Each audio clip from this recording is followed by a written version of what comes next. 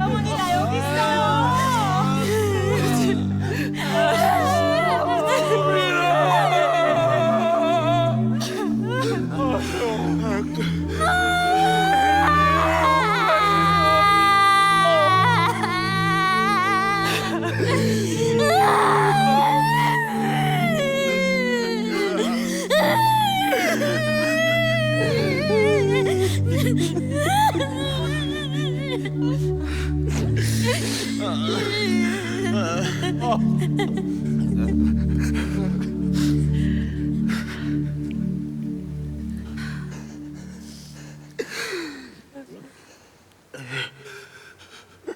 눈을 들어 하늘 보라.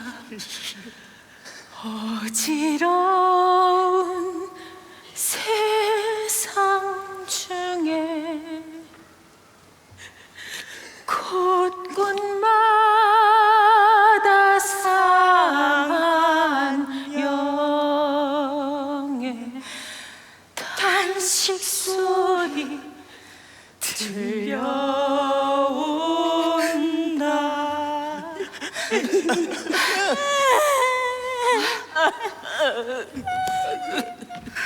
돌담길 정모리 넘어 나지막한 조각지붕에 앞치던 연기 너머로 날 부르는 소리 들리네. 눈을 들어 하늘 보라. 어지러운 세상 중에 곳곳마다 사랑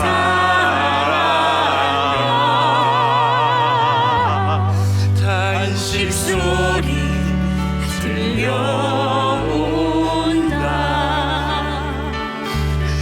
말 없이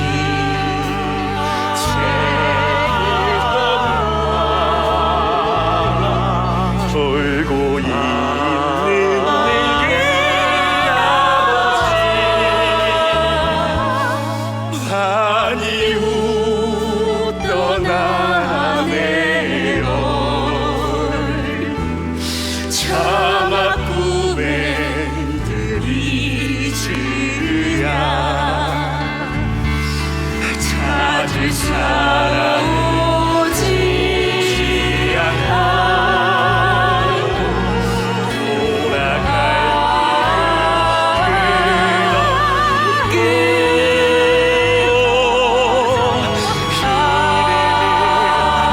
바람에 흩어지고 하얀 색가루만을 날리네.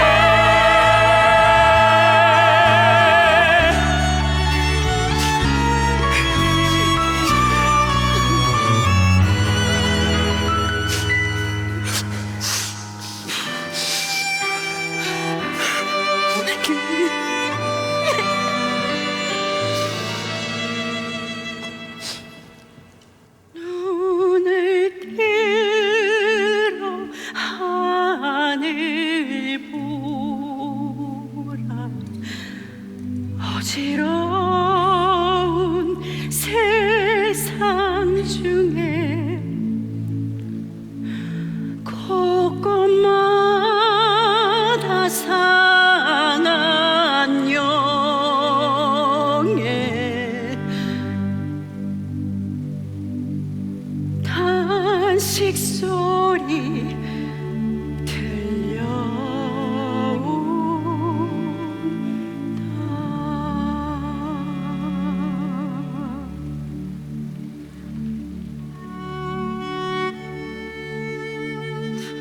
전쟁통에 보따리 하나 달랑지고 고향을 떠났습니다. 잿더미를 등지고 시신들을 길삼아 무조건 남쪽으로 걷고 또 걸었습니다. 바다에 가로막히고 나서야 이곳이 땅끝이라는 것을 알았죠. 울음조차 파도 소리가 삼켜버렸습니다. 아는 이 하나 없고 한 몸 늘 자리조차 없는 타약. 산으로 올라가 반자로 지붕을 얹고 다리 아래 거적을 깔았습니다. 나그네 야곱처럼 무덤의 비석을 베개 삼아 잠들고 40계단에서 헤어진 가족을 기다렸습니다. 앞으로 어떻게 살아야 하나? 보이는 건 바다와 운막뿐인데 모든 것이 막막했지만 한 치 앞도 보이지 않았지만 하늘을 보며 그랬습니다. 그래도 살아야겠다. 그랬습니다.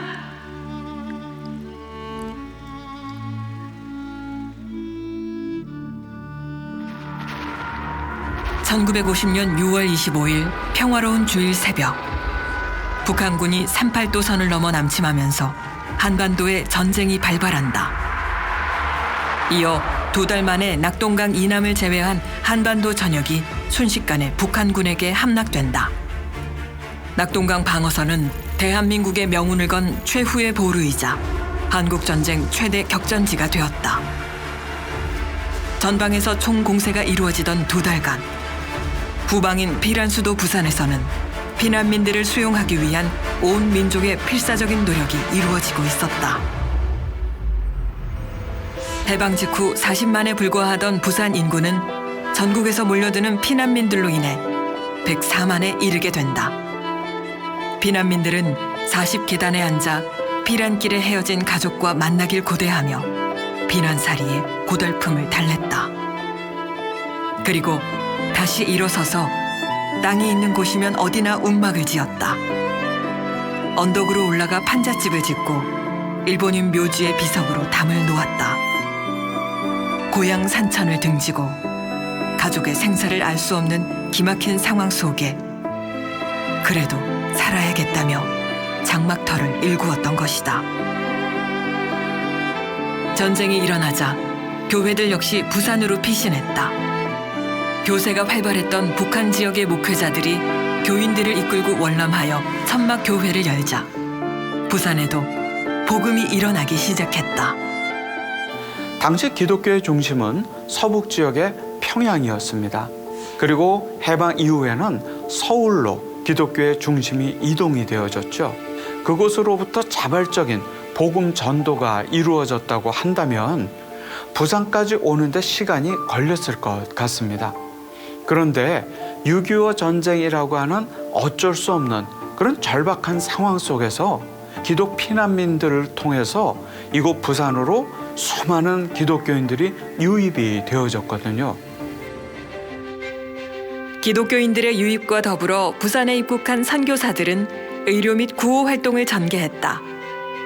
북한에서 내려온 장기려 박사는 피난민 천막촌에 복음병원을 열고 무료 진료를 펼쳤다. 선한 사마리아인의 치료하고 돕는 손길들이 전쟁으로 만신창이가 된 이들의 상처를 치유했던 것이다. 그렇게 부산 땅은 민족의 아픔을 끌어안은 한반도의 피난처가 되었다. 전쟁이 일어난 지 2달. 초량교회에 모인 그리스도인들은 구국 기도회를 열어 조국을 위해 간절히 기도했다. 1907년 평양 대부흥 때처럼 죄를 자복하며 하나님께 절박하게 매달린 것이다. 그렇게 2주간의 기도회가 끝난 9월 15일 인천 상륙작전이 성공했다는 소식이 전해졌다. 그때부터 전세가 역전되었다. 북한군은 패퇴했고 전선은 북상하기 시작했다. 마침내 연합군은 수도 서울을 탈환하였다. 일제강점기 신사참배나 교회와 개인의 죄를 자복하고 뿐만 아니라 우리 나라를 다시 살려달라고 하나님께 탄원했던 그런 기도회가 바로 철양교에서 모였던 구구 기도회였지요. 우리 국군이 북진을 함과 동시에 어떻게 보면 교회의 영적인 전선도 점점점 북상하게 된 것을 볼 수 있습니다. 낙동강 전선을 지켜내고 부산이 버텨주었기에 대한민국이 보존될 수 있었다. 그 중심에 교회가 있었다. 부산 땅은 이제 피난처를 넘어 부흥의 에너지를 북상시키는 영적 기지가 되었다.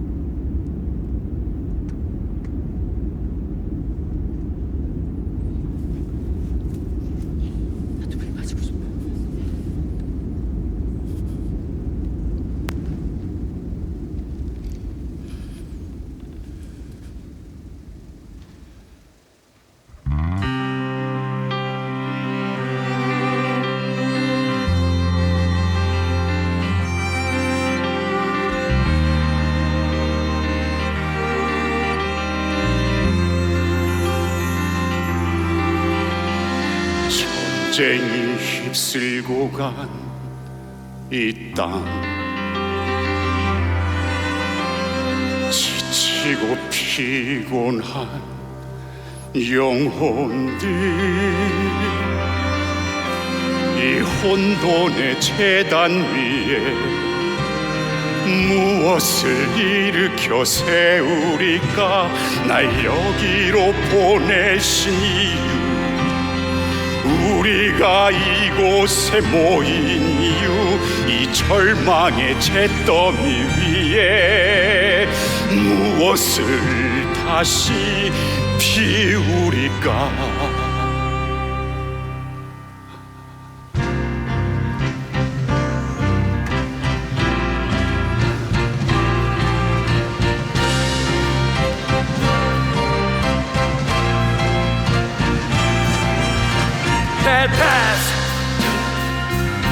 손들이 다시 거룩해지네. 세겜 주의 어깨에 메인 통치의 권능 펼쳐지. 헤브론 떡을 떼고 잔을 나누며 함께 울고 웃게 되리라.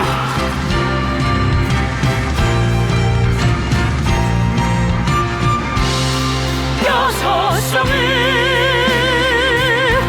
그 열린 성은 길 잃은 양들을 위한 구원의 손길.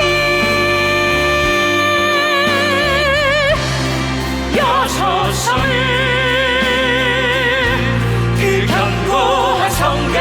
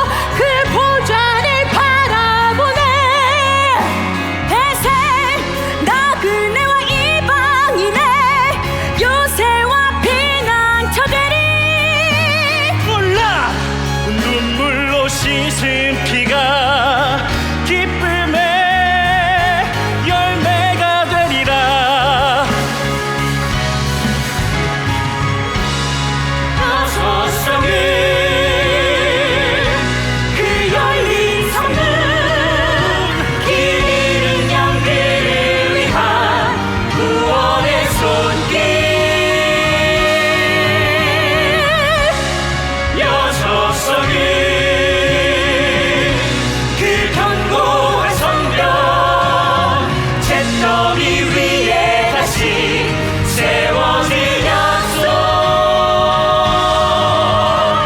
주께서 이 땅에 예비하신 도피성을 세우라 주께서 이 땅에 예비하신 도피성을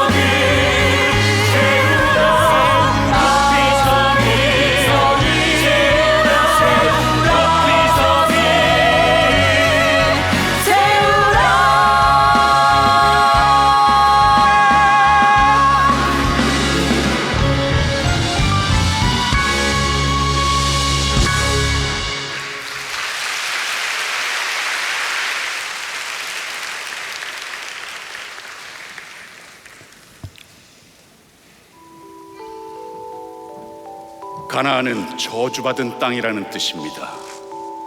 하나님이 주신 약속의 땅이었지만 가나안 사람들은 이방신을 섬기고 있었습니다. 여호수아가 이 땅을 밟은 뒤 저주받은 땅 가나안에 하나님의 통치가 시작됩니다. 하나님은 여호수아에게 요단강 동쪽 세 곳과 서쪽 세 곳에 각각 도피성을 세우라고 명령하십니다. 이 성읍들은 하루 만에 갈 수 있는 거리였고 성문은 언제나 열려 있었죠. 의도치 않게 죄를 범한 사람들이 이곳으로 달려와 쉼을 얻고 안전함을 누렸습니다. 도피성의 성문은 타국인은 물론 남녀노소 누구에게나 차별 없이 열려 있었죠. 그리고 이 6개의 성읍은 각각 비밀스럽고도 신비로운 이름으로 불려졌습니다. 가장 먼저 거룩이란 뜻을 가진 게데스가 요단강 서쪽 납달리 지파의 영토에 세워집니다.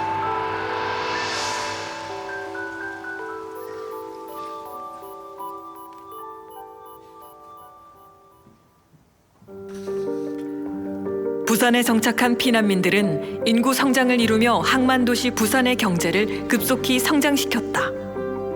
피난교회들로 인해 부산의 기독교 교세는 성장했지만 불교와 무속의 뿌리는 여전히 강성했다. 시국의 혼란을 틈타 이단들마저 발흥하면서 부산의 복음화는 여전히 요원한 일처럼 보였다. 그러나 하나님은 부산을 위해 여호수아를 예비하고 계셨으니 그 인도하심을 따라 1975년 서울의 한 목회자가 약속의 땅 부산을 밟는다. 정필도 목사는 서울의 판자촌 출신이었다. 찢어지게 가난해도 희망을 잃지 않던 소녀는 초등학교 때 친구의 전도로 나간 교회에서 예수를 만났다.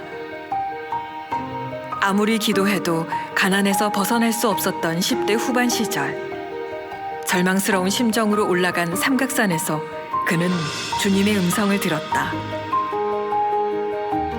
이제 너는 죽었으니 지금부터 날 위해 살아줄 수 없겠니? 그 후 정필도 목사는 고학으로 서울대학교를 졸업하고 총신대 신대원에서 목회 훈련을 받는다. 장충교회를 거쳐 군목을 마치고 사역지를 찾던 정필도 목사는 딱 한 가지만 기도했다고 한다. 먼저 불러주시는 곳으로 가겠습니다. 그런데 아무 연고가 없는 부산에서 제일 먼저 청빙이 온 것이다. 이후 연달아 5곳의 교회에서 연락이 왔다. 서울에서 한 5개 오라 그랬어요. 그래서 본인이 이제 임지를 놓고 기도를 많이 했습니다. 많이 했는데 부산을 놓고 기도하니까 양떼가 수도 없는 구름대처럼 몰려오는 걸 봤어요. 하나님은 그의 기도 중에 부산 땅의 많은 양떼를 보여주셨다. 이 양떼를 두고 네가 어디로 가겠느냐? 정 목사는 두말 없이 부산으로 내려왔다. 대창목재 건물에 방 한 칸을 빌려서 선교교회라 이름 짓고 예배를 드리기 시작했다. 선교교회는 1975년 12월 수용로 로터리에 교회 건물을 짓고 입당 예배를 드렸다. 이것이 수용로 교회의 시작이다.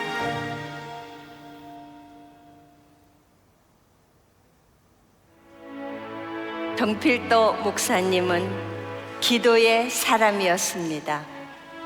수영로 교회 집무실에는 정 목사님이 남기신 유품인 3단 기도봉이 있습니다. 봉을 붙들고 무릎 꿇은 자세를 바꾸어 가며 응답 받을 때까지 기도했던 정 목사님의 온기가 그대로 있는데요.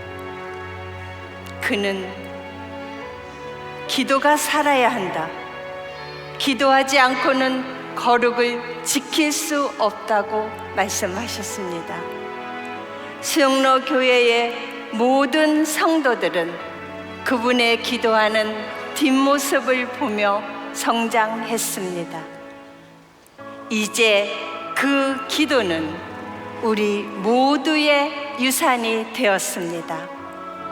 그리고 그 기도의 유산을 이어받은 수영로교회 교구 전도대는 매주 화요일 약 700여 명의 전도대원들이 부산 각 지역으로 흩어져 티테이블, 노방전도, 축구전도를 하며 수영로 교회의 심장 역할을 하고 있습니다.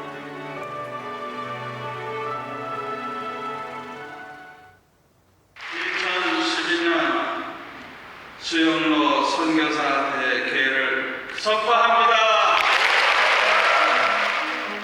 그는 또한 선교의 사람이었다. 수영로 교회는 출발부터 3가지 선교의 비전을 꿈꿨다. 그것은 세계 복음화, 민족 복음화, 그리고 부산의 복음화다. 정필도 목사는 전도에 매진하여 부산에 성령의 바람을 일으키기 시작한다. 국가가 정치 사회적으로 어려움을 겪던 1985년 수영로 교회는 창립 10년 만에 8.5 익스플로 청년 집회를 연다. 수영로 교회 청년회가 부산 경남권 교회의 청년들을 이끌며 전도에 헌신했다.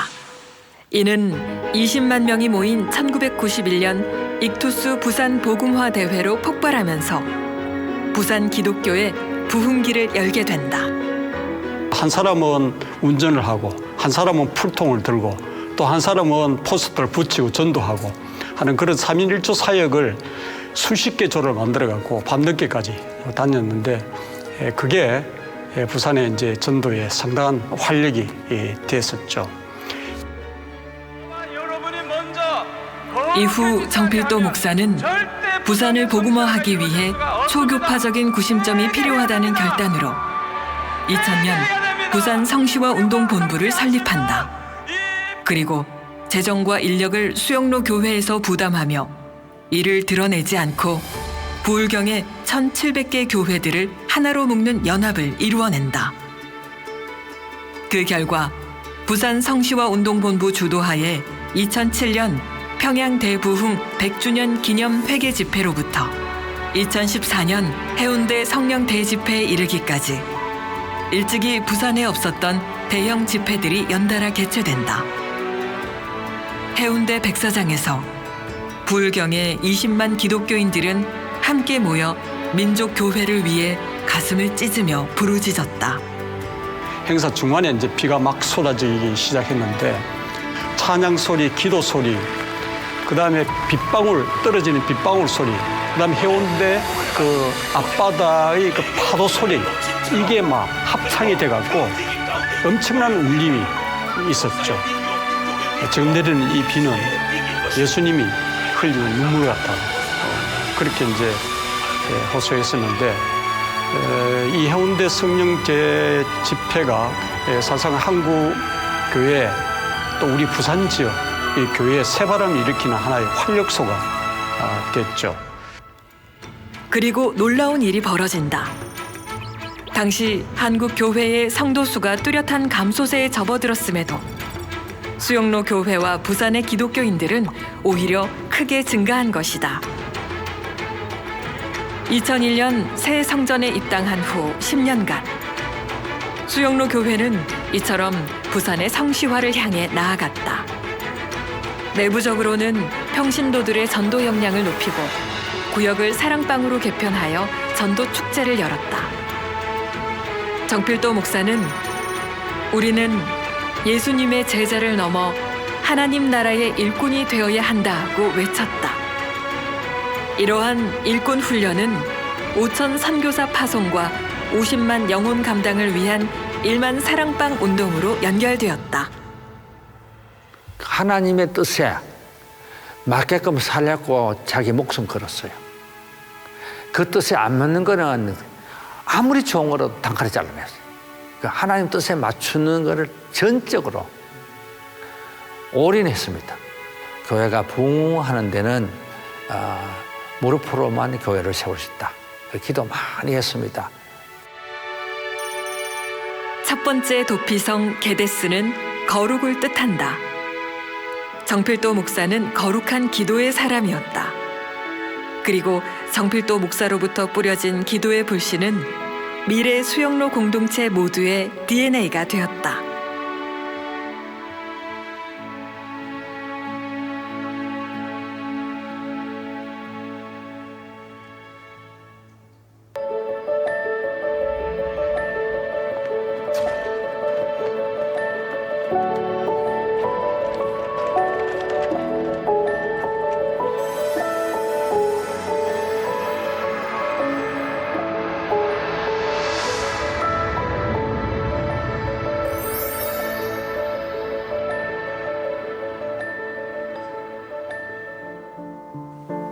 두 번째 도피성 세겜의 뜻은 어깨, 곧 주님의 통치를 의미한다. 수영로 교회를 통치하시는 예수님, 그분의 양떼를 인도할 지팡이는 이제 새로운 목자에게로 전달된다. 수영로 교회의 부흥과 성장이라는 축복을 주신 하나님은 수영로의 새 시대를 준비하고 계셨다. 2011년 수영로 교회는 정필도 목사의 퇴임이라는 큰 변화에 직면한다. 후임으로는 호주 시드니 새순 장로교회에 이규현 목사가 내정되었다. 그의 부모는 신심 깊은 불교 신자였지만 작은아버지의 전도로 교회에 나가기 시작했다. 가세가 기울고 환난이 따랐지만 그 과정에서 소년 이규현은 그리스도에게 삶을 드리기로 결단한다. 어려운 성장 환경과 기도의 열정 등 여러 면에서 이규현 목사는 정필도 목사와 닮았다. 덧붙여 그에게는 이민교회에서 다져진 글로벌 역량과 시대를 읽는 탁월한 안목이 있었다. 호주에서 이미 성공적인 목표로 은퇴를 앞두고 있던 이규현 목사에게 편안한 자리를 내려놓고 수영로 교회라는 큰 항공모함을 이어받는 일은 쉽지 않았다. 하지만 그의 마음엔 순수 복음을 잃어가는 조국 교회에 대한 안타까움이 있었다. 이규현 목사는 수영로 교회의 2대 담임 목사로 부임한다. 한국 교회는 1990년대 중반 이후 국민소득 $10,000 시대를 맞이하면서 점차 쇠퇴하기 시작한다. 이후 10년 동안 14만 4천 명의 성도가 감소했고 기독교인의 비율도 15%로 떨어졌다. 더 심각한 것은 한국 교회의 사회 신뢰도가 급속히 하락했다는 점이다. 세상으로 들어가 빛과 소금의 역할을 감당하는 사회 선교가 절실히 요구되었다. 이와 관련해 부산 지역은 고령화 현상으로 독거노인이 급증하는 등 소외계층으로 인한 사회 문제들이 대두되었다. 한편 메가처치 시대로 접어든 수영로 교회의 긍휼 사역은 이규현 목사의 부임으로 더욱 체계화되고 확장된다.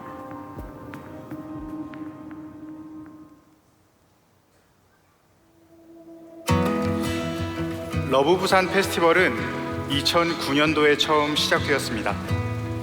수영만 요트 경기장에 전교인이 함께 모여 지금까지 총 10만 개의 러브 상자를 제작하여 지역사회 취약계층에 전달했습니다. 하지만 코로나 이후로 더 이상 모일 수 없게 되자 수영로 교회 로비가 새로운 섬김과 사역의 장소가 되었습니다. 로비의 위드유조는 1년 내내 분주하게 돌아갑니다. 성도들이 기부한 학용품을 책가방에 넣어 저소득층 가정 아동들에게 전달하는 착한 책가방 사역, 성도들이 손수 만든 맛있는 집반찬을 냉장고에 넣어두면 취약계층에게 전달하는 착한 냉장고 사역 등으로 이어집니다. 또한 명절이 되어 온 가족이 함께 모여 전을 부치고 만두를 빚어서 명절 외롭게 보내는 소외된 이웃에게 직접 배달하는 사랑의 S라이더 사역도 진행됩니다. 이처럼 수영로 교회의 긍휼 사역 위드유 미니스트리는 한 번의 이벤트성인 행사가 아니라 온 가족이 함께 참여하는 일상의 섬김 사역이 되었습니다.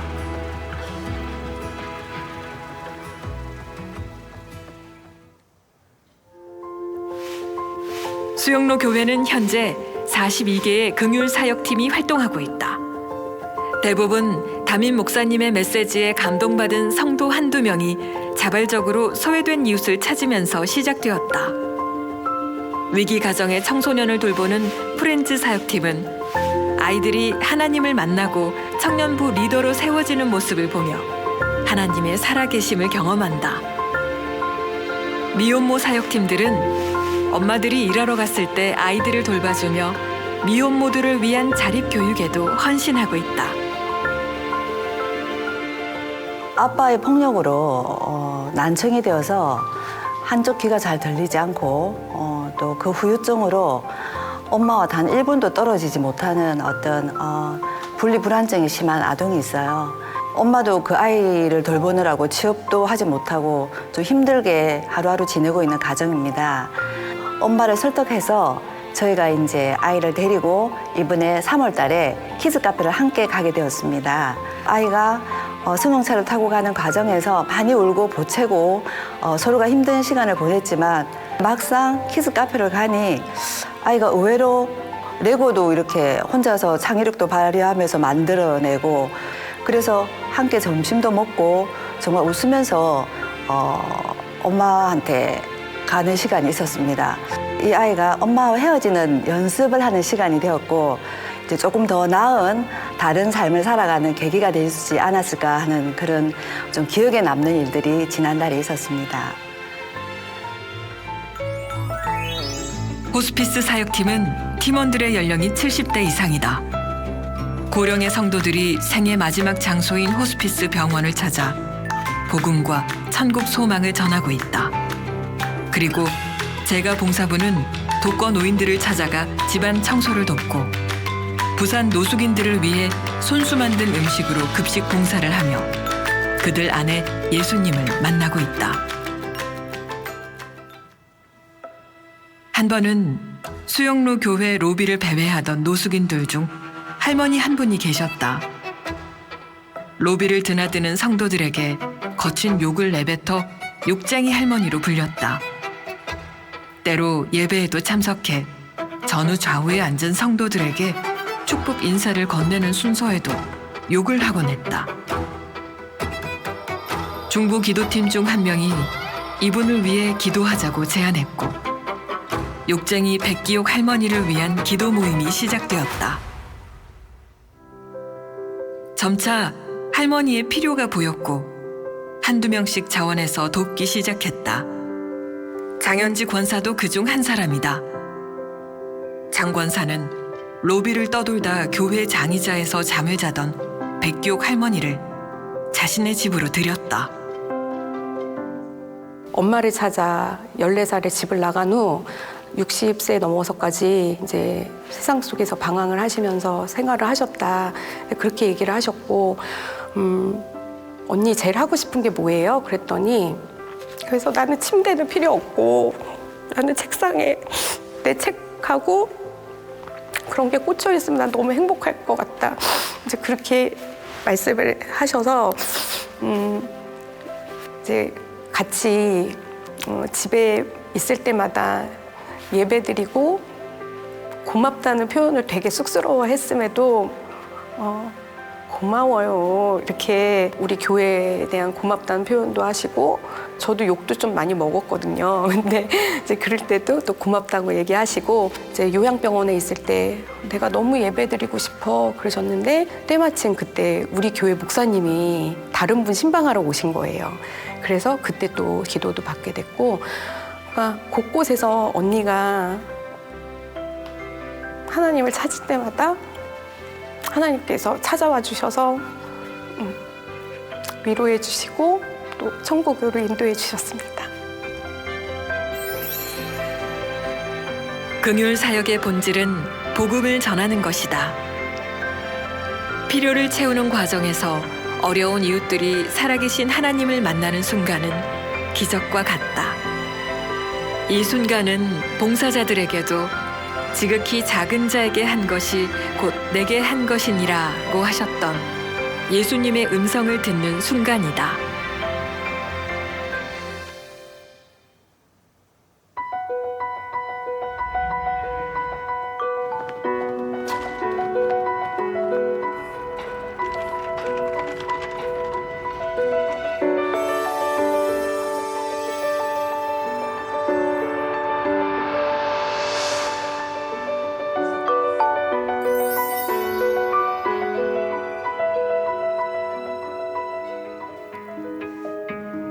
한국교회 리서치에 참여한 시민들은 기독교를 연상하면 떠오르는 단어를 배타적, 이기적이라고 답했다. 현재 한국교회는 개교회 성장주의에 함몰된 나머지 복음의 본질을 잃어버렸다. 교회가 우상이 되어버린 것이다. 그 누구보다 이 문제에 민감했던 이규현 목사는 이렇게 말한다. 모든 교회는 하나님의 것이며 공교회다.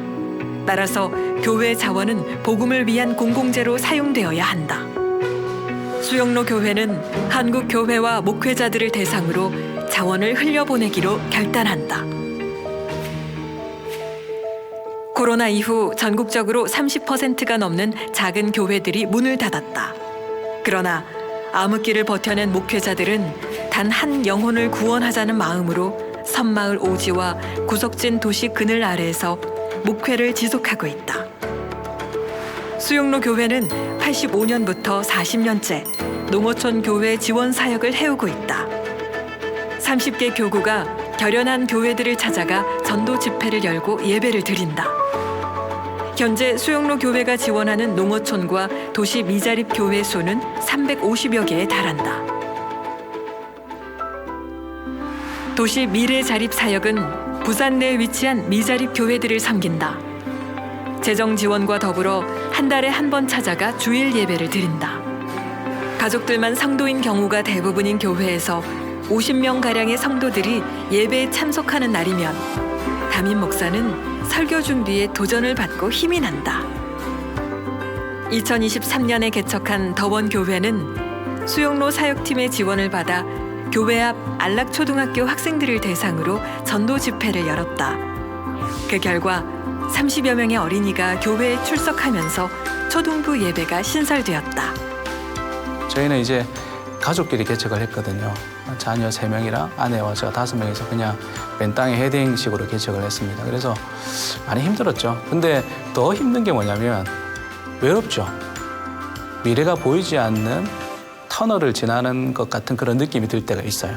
150명 정도가 저희 안초데이 때 저희 카페에 와서 음료를 마시고 또 선물을 받고 또 그중에 한 50명 정도 아이들이 복음을 듣고 가거든요. 저희가 음료부터 준비해서 붕어빵도 준비하고 나눠주고 또 교회 소개도 하고 복음도 전해야 되고 이게 파트별로 굉장히 손이 많이 갑니다. 근데 이제 청년들이 와서 함께 해주시니까 너무 감사하죠. 근데 그 아이들이 계속해서 예배에 참석하고 또 예수님을 믿고 또 얼굴이 변화되고 밝아지고 한 명 한 명 변화되는 것을 보면 참 기쁘죠. 기쁘고 감사하고. 현재 전체 한국 교회 중 80% 이상이 미자립 교회고 농어촌 교회다. 예수님도 이 땅을 걷는 동안 한 영혼에 집중하셨다. 그러므로 한국 교회를 살리기 위해선 한 영혼을 살리는 농어촌과 도시 미래 자립 3, 4만여 교회가 다시 부흥의 계절을 경험해야 할 것이다.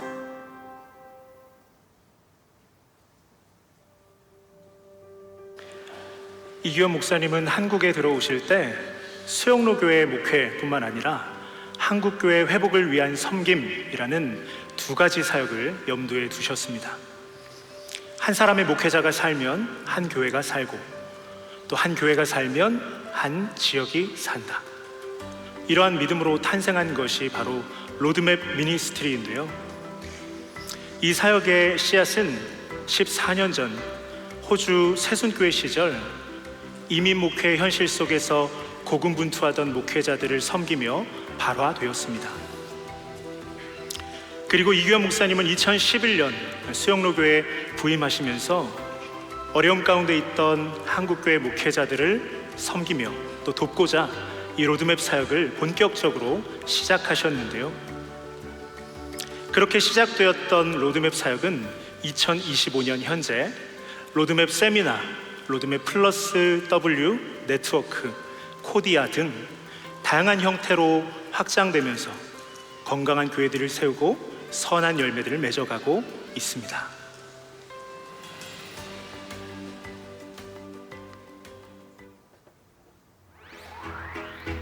로드맵 세미나의 규모가 전국구로 확장되다 보니 과연 목회자들 안에서 어떤 변화가 있는지 알 수 없다는 갈급함이 생겼다.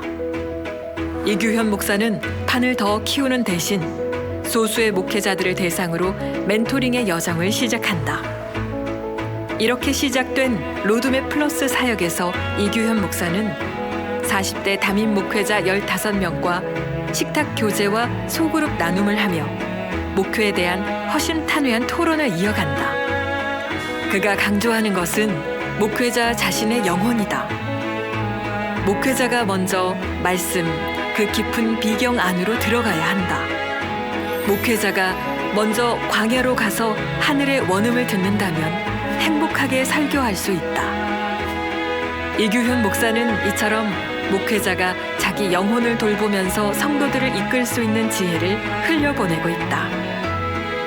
본질을 추구하는 귀한 목양의 길을 함께 걸어갈 수 있다는 것, 우리에게 기댈 수 있는 멘토가 있다는 사실과 함께 그 길을 걸어갈 수 있는 동력자가 있다는 사실 때문에 또 견뎌내고 버텨내는 것 같습니다. 이 만남을 통해서 생각이 많이 넓어졌다는 거 하나, 그리고 또한 변화인 것 같습니다. 이전에 알지 못했던 것에 대한 새로운 지식의 변화, 또 생각의 변화가, 목회의 변화가 일어난 것 같습니다.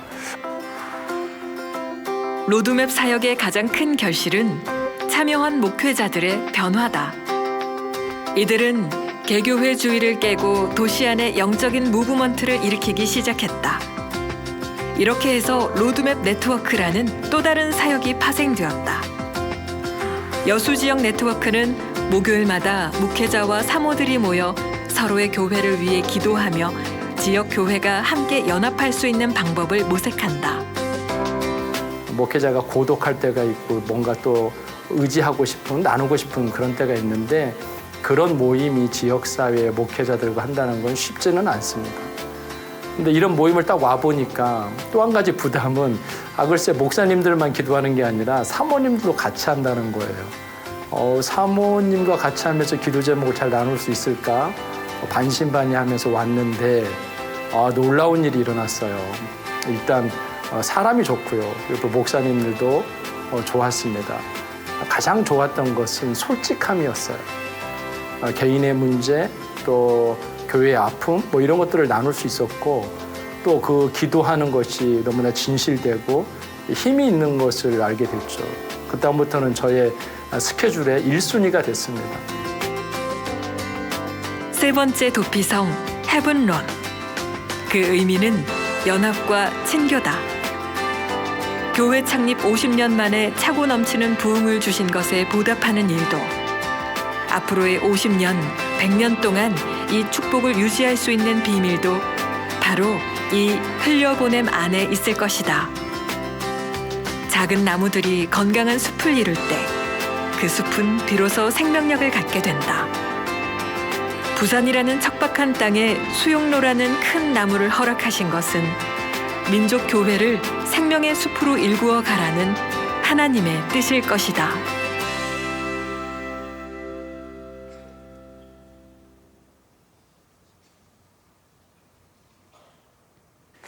우리나라 아동 청소년의 평균 행복 수준은 전반적으로 향상됐지만 우리나라 자살률이 2년 만에 다시 증가한 것으로 나타났습니다. 월급 외 수입 그 비밀을 지금 바로 공개합니다.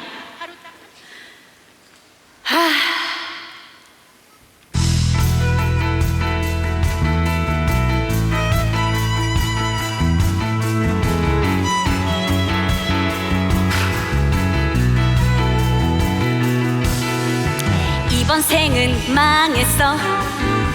시작부터 꼬였지. 아무리 노력해도 결국 실망하게 될 거야. 인스타에 나 빼고 모두들 잘 살아.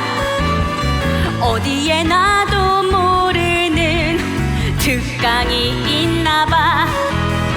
아무리 쇼츠를 넘겨도 행복해지지가 않아. 아무리 스크롤을 해봐도 날 원하는 곳은 없어. 얼굴은 불처럼 굳은 채 엄지손가락만 바쁘네. 스크롤 스크롤 스크롤 내가 찾는 건 뭘까. 아무것도 이루지 못한 채로 시간은 계속 흐르네. 내가 찾는 건 뭘까. 이거 잘 나왔다. 인스타 올려야지. 뭐야. 얘 붙었대? 부러워. 난 언제 돈 벌지?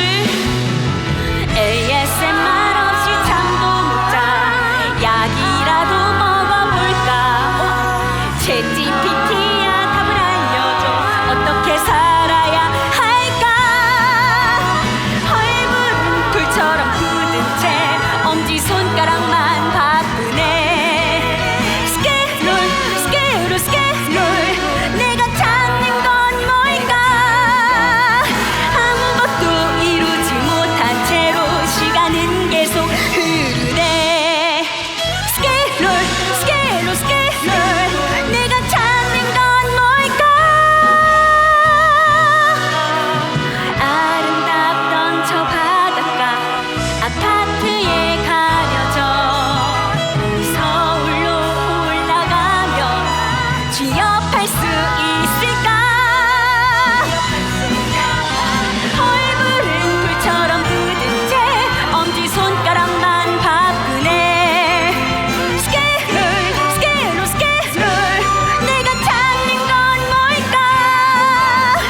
이불을 뒤집어 쓴 채로 시간은 계속 흐르네. 스크롤 스크롤 스크롤 날개 한 번을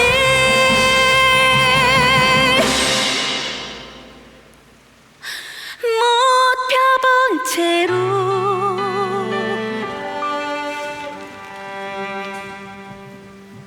가세요. 나에게도 기회가 올까. 언젠가는 웃을 수 있을까.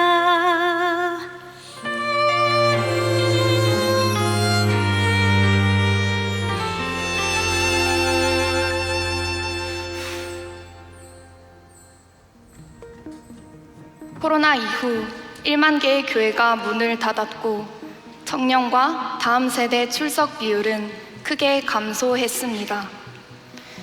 또한 극심한 저출산과 고령화 사회로 진입하면서 한국 교회는 다음 세대 소멸 위기에 직면하고 있습니다.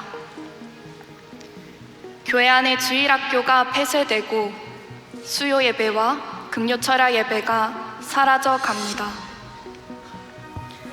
세대 간의 갈등이 첨예화되면서 부모가 자녀에게 더 이상 신앙을 물려주지 못합니다.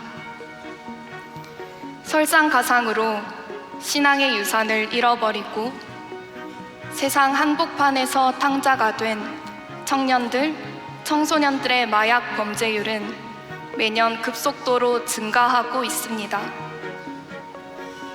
비전을 상실한 청년들의 고통은 깊어가지만 정작 한국교회는 그들을 품을 대안이 없습니다.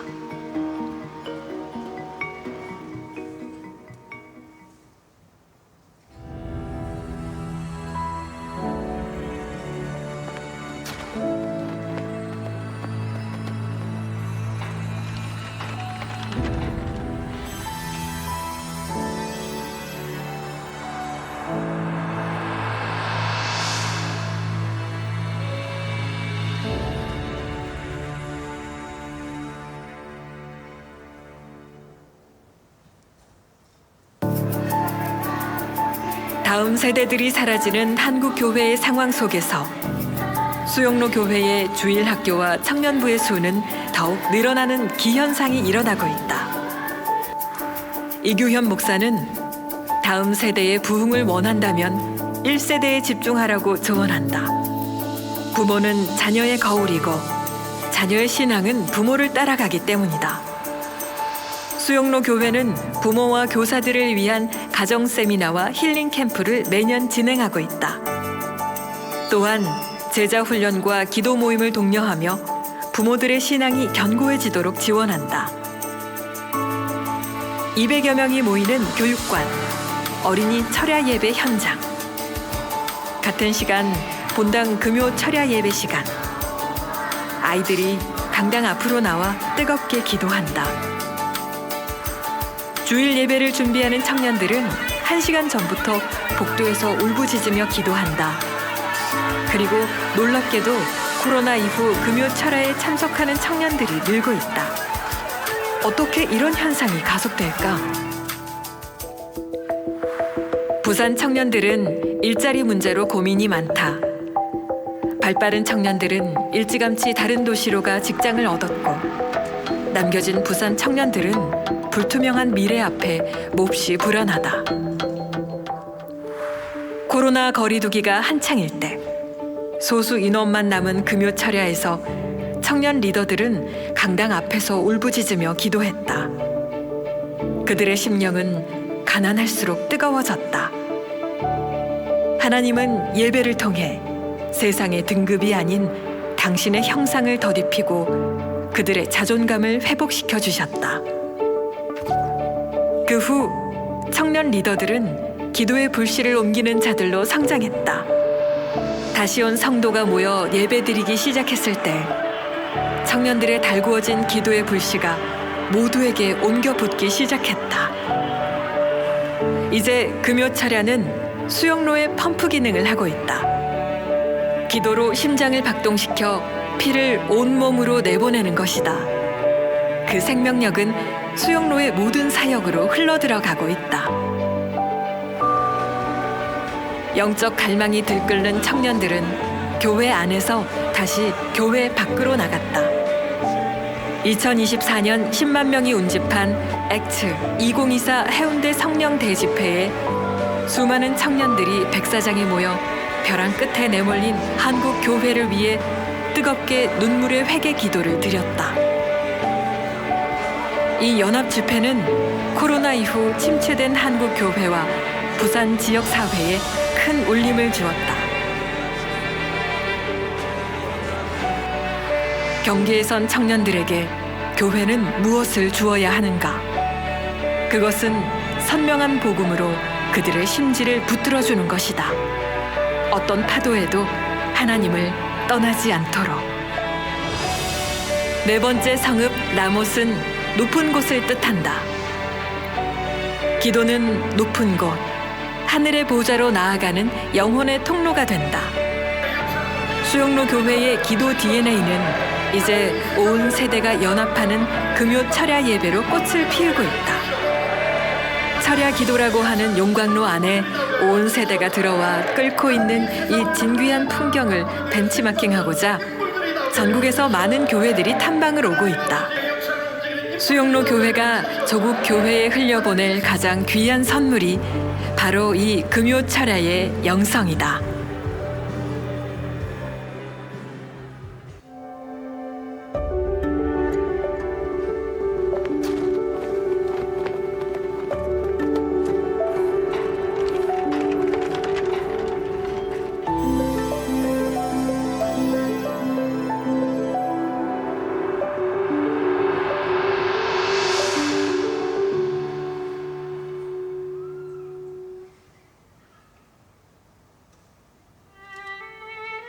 1998년 7월 저는 두만강을 건넜습니다. 그 후 중국에서 4년 동안 숨어 살다가 2002년 3월 자유의 땅 한국에 올 수 있었습니다. 2004년 친구의 소개로 수영로 교회 금요철야에 왔다가 정필도 원로 목사님의 북한을 위한 기도를 듣게 되었습니다. 그 후 2004년에 시작된 첫 탈북민 예배에 참석하면서 수영로 교회에서의 저희 신앙생활은 시작되었습니다. 자유를 찾아 한국에 왔지만 삶은 생각만큼 쉽지 않았습니다. 2009년 잘못된 선택으로 삶의 모든 것을 잃어버린 제 마음속엔 죽고 싶은 생각만 남았습니다. 그러던 중 수영로 교회 단기 선교팀과 중국에 가게 되었습니다. 그곳에서 북한을 위해 기도하려고 찾았던 자리는 제가 헤엄쳐 북한을 탈출했던 두만강 근처였습니다. 그곳에서 벌거벗은 북한 땅을 바라보는데 눈물이 났습니다. 이런 기도가 나도 모르게 터져 나왔습니다. 하나님, 10년이면 강산도 변한다는데 왜 저 북한 땅은 여전히 저 모습 저대로입니까? 하나님 정말 살아계십니까? 그 순간 제 안에 세미한 음성이 들려왔습니다. 영일아, 나도 울고 있다. 내 고향 북한 땅을 위해 나도 울고 있단다. 저 북한 땅을 위해 나와 함께 울어줄 사람, 함께 기도할 사람이 필요해서 너를 한국에 보냈는데 너는 그동안 뭘 했니? 알고 보니 제 고향 북한 땅은 하나님이 사랑하시는 땅, 우리 하나님이 기억하시는 땅, 우리 하나님이 회복하실 약속의 땅이었습니다.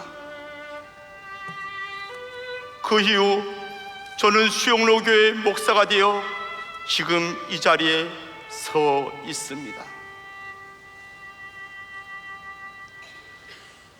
저는 오늘도 저 북한 땅에 펼쳐질 하나님의 기적을 소망하며 다시 기도에 무릎을 꿇습니다.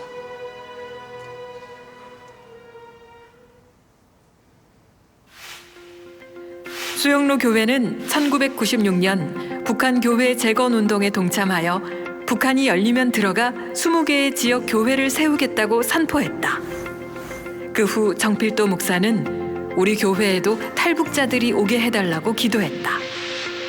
기도의 응답으로 7명의 탈북민들이 교회를 찾았다. 그렇게 2004년 첫 예배를 드린 후 탈북민 성도가 300명까지 늘어나면서 2014년 통일비전 공동체가 세워진다. 현재 탈북민 청소년과 제3국 출신 청소년들을 위한 통일세대 예배도 진행되고 있는데 여기엔 남한 청소년들도 함께하고 있다. 조순영 자매는 탈북한 후 중국에서 아들 둘을 데리고 부산에 왔다. 중국에서 태어나 한국말을 모르는 동건이는 정체성 혼돈으로 우울증을 겪었다. 엄마와도 사이가 좋지 않았다. 그러나 신실하신 하나님은 공동체의 섬김과 기도를 통해 일하셨다. 가서 친구들 사귈 수도 없고 학교 가면 알아듣지도 못하고 집에 저를 보면 피하는 것 같고 근데 교회는 더 열심히 나가요. 제가 그렇게 교회를 데리고 갔는데 동건이가 쓴 편지를 이제 저한테 보여주시는 거예요. 그 편지에 나는 내가 한국에 왜 왔는지 모르겠다. 나는 너무나도 사는 게 힘들다. 죽고 싶다. 이렇게 나는 뒷단에는 얘를 데려와서 사랑을 준다고 하고 이렇게 했는데 얘가 죽고 싶다 하고 이런 글을 쓴 거에 대해서 너무 충격을 받았어요. 근데 목사님이 그러시는 거예요. 동건이 어머니께 물론 돈도 중요한데 애를 위해서 이제 일을 안 하시는 게 좋을 것 같다고. 아침에 학교 갈 때는 제가 엘리베이터까지 따라가서 막 계란 삶은 거라도 입에 여주고 막 벌 만져주고 이렇게 하면서 막 오늘도 화이팅하고 좋은 날 보내 하면서 막 그렇게 하면서 이제 딱 1년 지나서 다시 이제 그런 프로그램이 생겨서 2박 3일 또 갔다가 오는 그 비행기 안에서 목사님이셨는데 또 편지를 주시더라고요. 그렇게 썼더라고요. 나에게는 보물이 있습니다. 그 가족이라는 보물이 있습니다. 근데 나는 이 보물을 죽을 때까지 지킬 겁니다. 하나님께서 만약 어느 날 북한의 문을 열어주시면 분명히 우리를 써주실 거라고 믿어요. 그래서 그때 하나님의 사역을 능히 그 일을 감당하기 위해서는 우리가 지금 더 열심히 또 양육받고 교육받고 열심히 기도하고 그래야 되겠다 하는 그런 지금 생각으로 하루하루 일상을 보내고 있습니다. 부산 외국어 대학을 다니는 동건이는 최근 통일비전 학교에 입학했다. 하나님은 놀라운 반전 드라마로 미래의 통일주역이 될 한 청년을 키워내고 계시는 중이다. 탈북민 성도들은 복음으로 고향 땅의 징검다리를 만들고 하나님 나라를 운반할 귀한 존재들이다. 하나님은 이들을 준비시키기 위해 먼저 한국 땅에 보내셨다. 수영로 교회의 통일비전 공동체는 오고 있는 통일을 오늘 이 자리에서 선포하고 있다.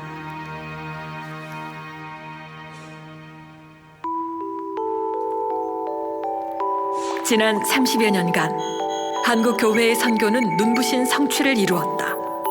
그러나 한국 교회가 침체하면서 선교 역시 위기를 맞고 있다. 파송 선교사가 줄어들고 현장에서는 지나친 성과주의, 교계와 선교계의 과다 경쟁으로 반성의 소리가 높아지고 있다.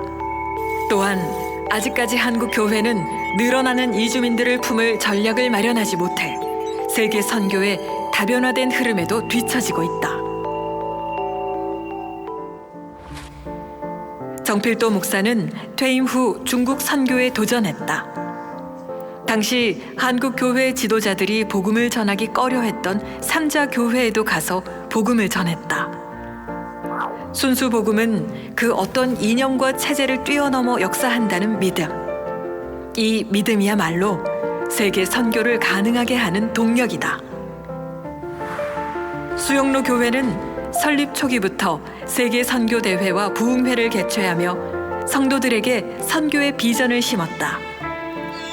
1986년 방글라데시로 임혜신 선교사를 파송하는 것을 시작으로 현재 해외 76개국 파송 선교사 150명, 외부 선교단체 협력 선교사 360명을 지원하고 있다. 매년 아웃리치 시즌에는 1000명이 넘는 성도들이 선교 여행을 떠난다. 이제 50주년을 맞이한 수영로의 선교 비전은 5천여 명의 선교사를 파송하는 것이다. 그러나 숫자 못지않게 의미도 중요하다. 5천이라는 모토는 수영로 교회의 온 성도들이 선교적인 삶으로 나아가자는 굳건한 다짐인 것이다.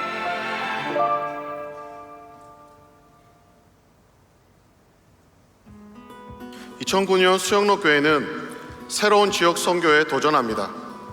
지하가 나이트클럽이었던 수영로타리의 한 관광호텔을 인수하여 엘레브 선교센터로 개관한 것이죠. 유흥과 한복판의 선교센터와 문화공간을 조성한 시도는 지역사회에 큰 반향을 불러일으켰습니다. 2025년도 현재 이곳은 수영로교회 이주민 공동체의 예배 장소로 쓰임받고 있습니다. 수영로교회 국제사역국은 12개 언어 예배부서와 국제어린이 예배부서가 있고 현재 총 39개국에서 온 이주민 형제자매들을 섬기는 공동체로 성장하였습니다. 또한 부산과 김해 지역에는 이주민 센터가 있는데 이곳에는 쉼터가 있어서 이주민 근로자들이 장기간 쉬거나 거주할 수 있습니다. 이처럼 이주민 쉼터는 일터에서 쫓겨나 갈 곳 없는 이주민 근로자들에게 피난처여 도피성이 되어주고 있습니다.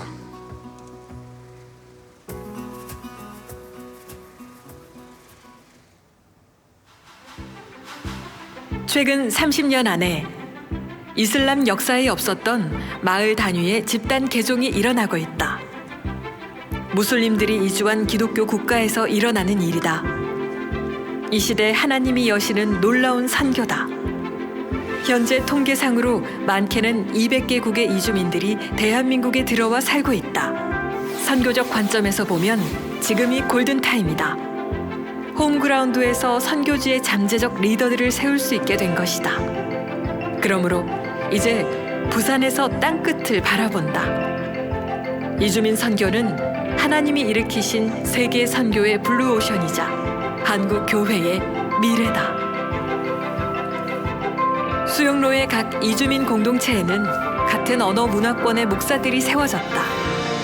이들은 각 나라의 유학생이나 근로자들을 만나러 캠퍼스나 공장을 방문한다. 같은 문화권에 있는 목사로부터 돌봄을 받을 때 이주민들은 더욱 복음을 향해 마음을 열 수 있다. 미얀마 쿠데타 반대 시위 사망자가 100명을 넘어섰습니다. 최근에 미얀마에서 내전이 격화되면서 가족들이 사망하는 경우가 종종 있었다. 전화로 들려온 청청병력 같은 소식에 귀국도 못하고 발만 동동 구르고 있는 지체들을 위해 미얀마 띠앙수의 목사는 공장에 찾아가 장례 예배를 드렸다. ကျွန်တော် Facebook မှာအဲ့ news မှာပေါ့နော်တွေ့လိုက်တယ်အဲ့ဒီအမျိုးသမီးနဲ့အမျိုးသားတစ်ယောက်ပါတယ်ဆိုင်ကယ်ကိုအဲ့ဒီစက္ကဆာကနေစစ်တပ်ကနေပြီးတော့မှပြစ်လိုက်တယ်မှာတနက်နဲ့ပြစ်တာတနက်နဲ့ပြစ်တော့သူတို့နှစ်ယောက်စလုံးအဲ့ဆိုင်ကယ်ပေါ်မှာပဲတေးကြတယ်အဲ့ဒီလူကကျွန်တော်တို့ member တွေကသူ့ရဲ့အမေဖြစ်နေတယ်နေသိမှုတာခဲ့ပါ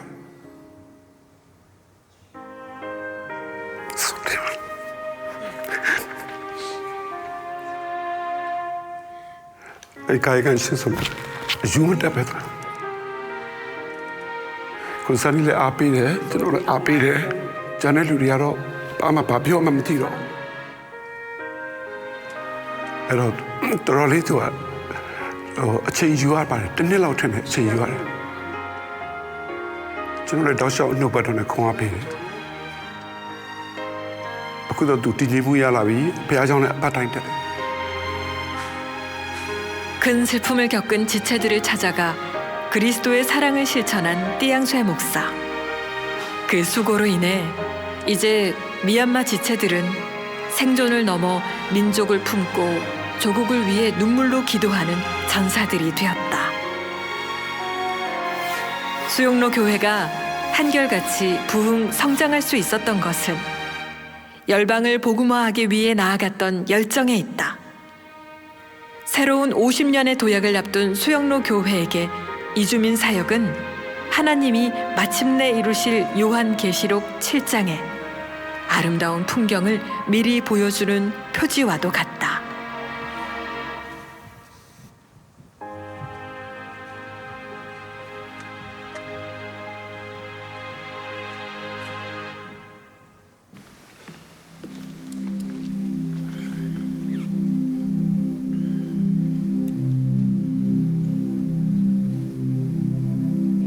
이 일 후에 내가 보니 각 나라와 족속과 백성과 방언에서 아무도 능히 셀 수 없는 큰 무리가 나와 흰 옷을 입고 손에 종려 가지를 들고 보좌 앞과 어린 양 앞에 서서 큰 소리로 외쳐 이르되 구원하심이 보좌에 앉으신 우리 하나님과 어린 양에게 있도다 하니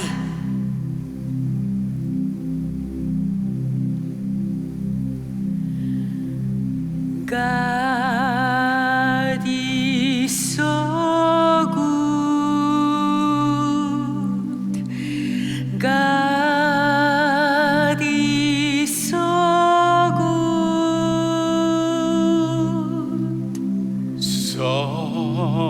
선전美好他真是 매하오. 주와 스바라시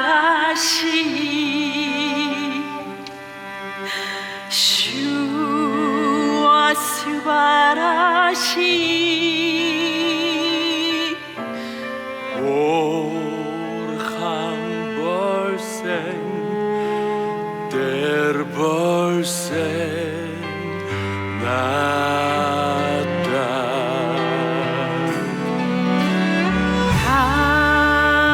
하로시고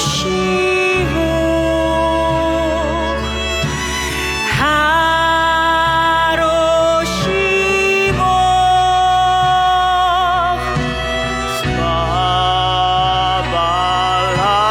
스바발라바이 알라바이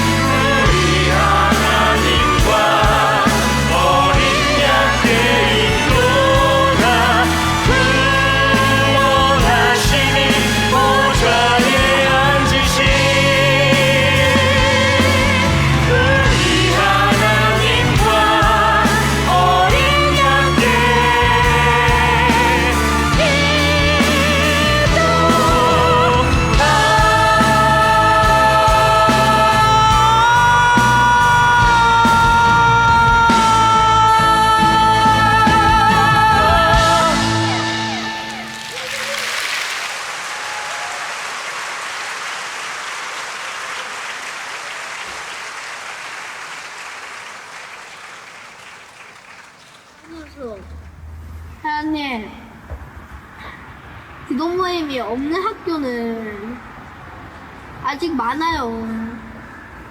이제 그런 학교가 잘 있지 않게 해주시고 앞으로 많은 학교들이 기도 모임이 세워지게 해주세요. 그리고 부흥도 잘 되고 기도 모임도 사람이 많은 학교가 많이 세워지게 해주세요. 예수님 여기 감사. 아멘. 남영초등학교 1학년 기도장 정건우 어린이다. 형이 졸업한 후 기도장이 되어 기도의 자리를 지키고 있다. 더 웨이브는 수영로 교회에서 출발한 학교 기도 불시 운동이다. 학교 기도 모임 아이들은 학생들과 선생님들이 변화되어 사랑이 넘치는 학교가 되길 기도한다. 더불어 나라와 민족을 위해 한국 교회와 세계 선교를 위해 기도한다. 엄마들과 함께하는 초등학교 기도 모임은 현재 103개 학교로 확대되었다. 1년 전 금요 철야에서 기도의 불씨가 지펴진 후 그 뜨거운 열기가 한 명 한 명의 아이들에게 스며들어 학교 기도 운동으로 번져갔다. 중고등학교와 대학교에서도 지속적으로 기도 운동이 이루어지면서 더 웨이브 집회는 청소년 사역자들과 함께 연합하여 전국적으로 확장되고 있다. 기도장 아이들은 학교에서 왕따 당할 위험과 선생님들의 반대에 부딪히는 거절감을 온몸으로 느끼며 사역하고 있다. 기독교에 대해서 안 좋은 인식이 있는 세상 친구들이 너무나 많았고, 예수님이 죽었는데 왜 예수님한테 기도하냐? 이런 말을 하는 친구들이 너무 많았고, 지금 벤치 같은 데서 하고 있는데 다들 이 지나가는 그 시선을 의식하고 저조차도 그 시선을 의식하기도 했는데 갑자기 그런 생각이 들더라고요.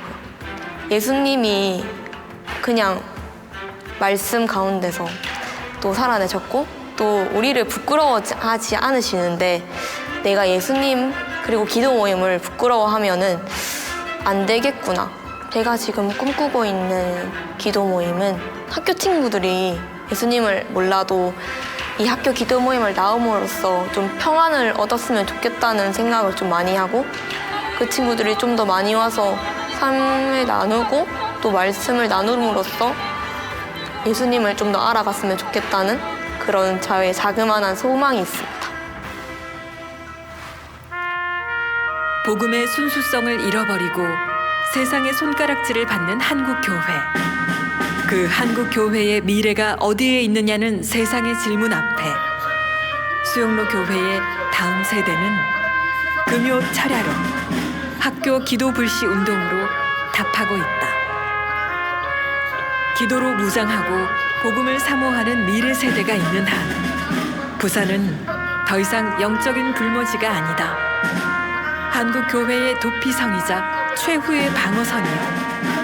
성령의 파도에 올라탄 복음의 북상 기지인 것이다. 수영로 교회 안에 성령의 파도치는 역사를 한국 교회가 목도하는 이 영적인 북상을 위해 기도의 불씨를 나르며 수영로 교회의 다음 세대가 준비되고 있는 것이다.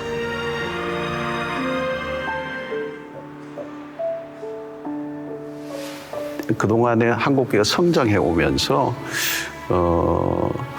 뭔가 힘을 가지면서 위험한 것들이 참 많아졌어요.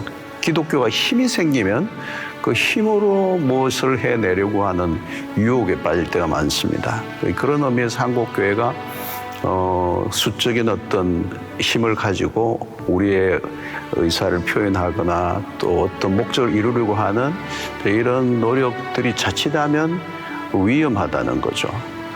국가와 모든 것들도 하나님의 나라 관점에서 이해를 하고 교회가 이 세상의 화해를 이루고 또 하나가 되게 하는 일에 노력을 해 가야 되는데 사회 갈등을 만들어내는 그런 원인을 교회가 제공하는 것은 굉장히 위험한 부분이다. 예수님의 십자가를 통해서 우리 힘과 마주치지 않고 오히려 힘을 빼시고 십자가의 죽으심으로 하나님의 역사를 이루었던 교회가 가야 될 길이 아닌가, 이제 그렇게 생각을 하는 거죠. 앞으로 50년을 어떻게 할 건가에 보다 더 중요한 것은 성경이 말씀하는 또 그리스도가 말씀하는 그 교회가 어떤 교회인가를 우리가 스스로 확인하고 교회 스스로 성찰을 하고 또 그 교회가 교회다워질 때 그 교회를 통해서 하나님의 영광을 받으시고 또 그리스도의 복음이 널리 전거되는 역사가 일어나지 않겠나, 그렇게 믿고 있습니다. 그리스도의 몸으로서의 공동체, 또 선교적 의미에서 교회는 울타리를 치기보다는 울타리를 허물고 이웃과 함께하고 이웃교회와 함께하고 모든 층과 클래스를 다 없애고 정말 하나님의 나라 안에서 하나가 되는, 한 몸이 되는, 이게 주님이 원하시는 그런 교회라고 믿고, 큰 교회로서는 더 많이 풀고 열고 나누고 베푸는 일에 집중하는 것이 그건 너무 당연한 일이고 그건 특별한 일이 아니고 반드시 해야 할 일을 한다고 그렇게 보는 거죠.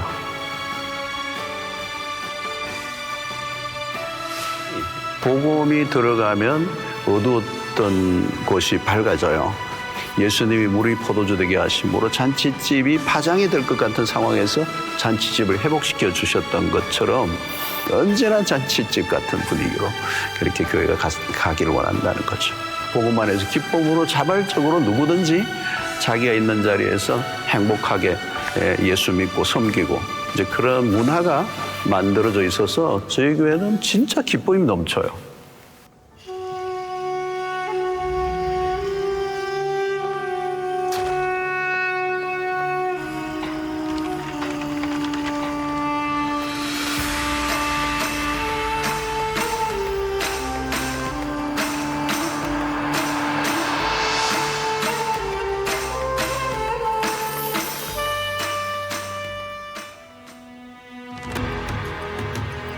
여섯 번째 성읍 골라는 기쁨이다.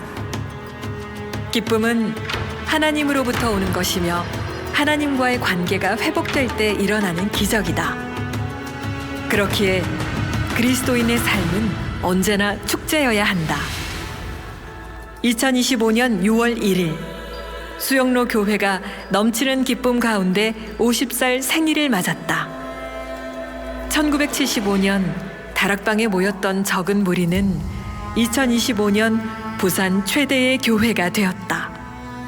그리고 오늘에 이르기까지 수영로 교회를 통해 지역과 민족과 세계는 복음화되고 있다. 수영로 교회는 지금까지의 부흥으로 만족하지 않는다. 이제 희년을 맞이하여 하나님은 수영로 교회에게 새로운 사명을 주신다. 그것은 처음 사랑을 잃어버린 한국 교회에게 성령의 파도를 전하는 일, 그리하여 소망을 잃어버린 한국 교회의 심장을 다시 뛰게 하는 일, 그리고 하나님 나라의 기쁨을 한국 교회와 함께 누리는 일이다.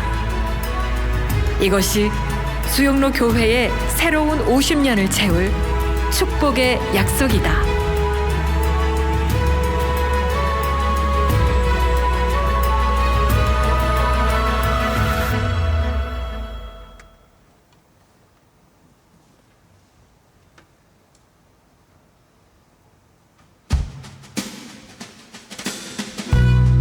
여섯 개 성읍으로 도피한 사람들은 죄를 회개하고 하나님의 용서와 자비를 구했습니다.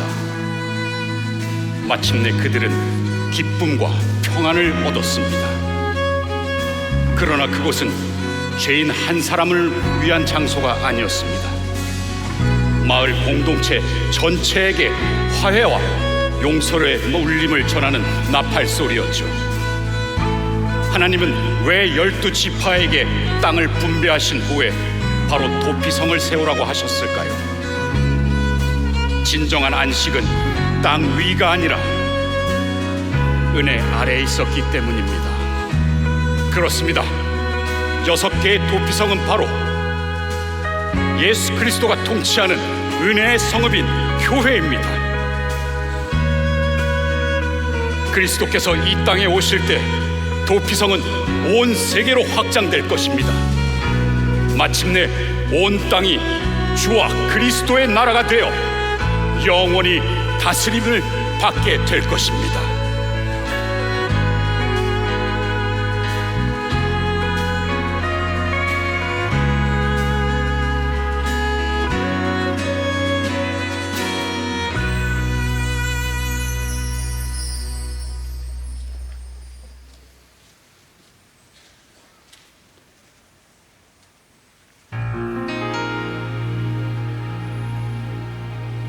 난 보았네 그 열린 성문, 그분의 용서와 자비.